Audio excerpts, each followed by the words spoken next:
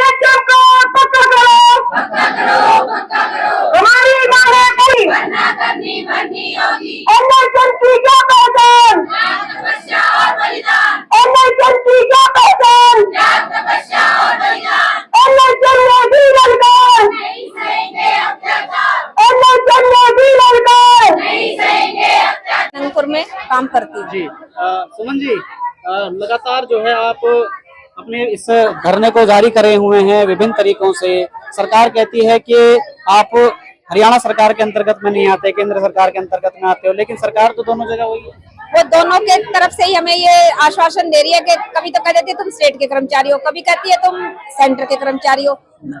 तो हम स्टेट के भी कर्मचारी हैं और सेंटर के भी हैं, लेकिन हमने दोनों से ही अपनी एक मांग रखी हुई है कि हमें पक्का किया जाए। और हमारी 26 जुलाई से लगातार जो हड़ताल चल रही है और आज हमारी हड़ताल का 22वां दिन है और हम तो 1 या 2 साल में रिटायर हो जाएंगे, लेकिन हमारे जो आने वाले बच्चे हैं, जो एक पक्का कर्मचारी है वो लेता है 60,000 तनख्वाह और काम करता है उनके बराबर, और जो हमारा कच्चा कर्मचारी है वो लेता है 10,000 रुपए, लेकिन उसको भी उतना ही काम करना पड़ता है जितना पक्का कर्मचारी को करना पड़ता है। ये भेदभाव हम खत्म करवाना चाहते हैं। जो फैसिलिटीज, जो सुविधा उन्हें दी जाती है वो हमें भी मिलनी चाहिए, क्योंकि आने वाला जो वक्त है, जो 10,000 रुपए उनमें इनका गुजारा नहीं हो सकता, जो पक्के कर्मचारी को तनख्वाह मिलती है वो मिलनी चाहिए। के कर्मचारी को जो केंद्र वाला स्टेट वाला जो है, हम जो काम करते हैं ना वो स्टेट के लिए कर रहे हैं पहली बात तो, और हमारी जो रिपोर्टिंग जा रही है वो स्टेट के लिए जा रही है। आप एक बात बताइए, आप किसी के नीचे अगर काम कर रहे हो तो आप पैसे के लिए किसके पास जाओगे? उसी के पास जाओगे ना जिसके नीचे काम कर रहे हो, ठीक है। तो हम स्टेट सरकार से बोल रहे हैं ये चीज कि हमारा हक दिया जाए।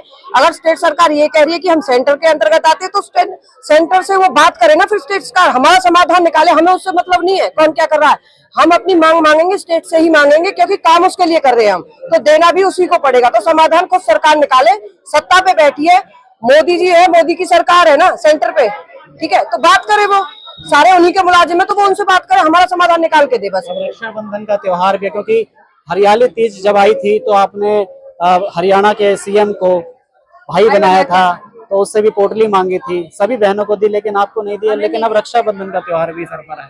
देखिए, अगर वो हमें बहन मानते ना तो आज हमें सड़कों पे आना नहीं पड़ता। बहन मानने में और कहने में बड़ा फर्क है। हमने उनको भाई माना, इसीलिए वो सत्ता में आ गई बीजेपी सरकार।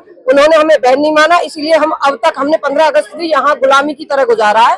रक्तदान हमने इसीलिए किया है कि हमें पक्का कर दो।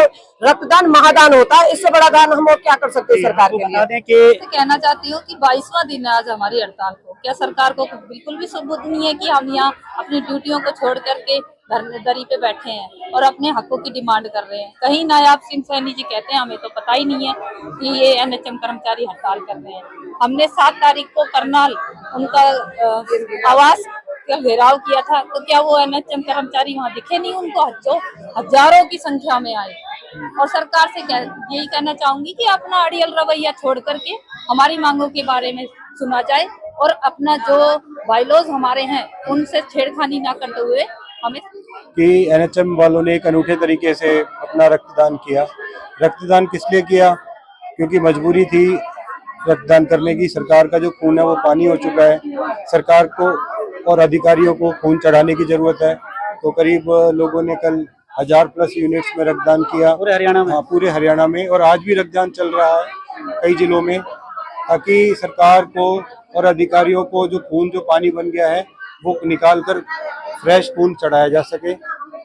वजह सिर्फ एक है कि एनएचएम कर्मचारियों को उनका अभी तक हक नहीं मिला है।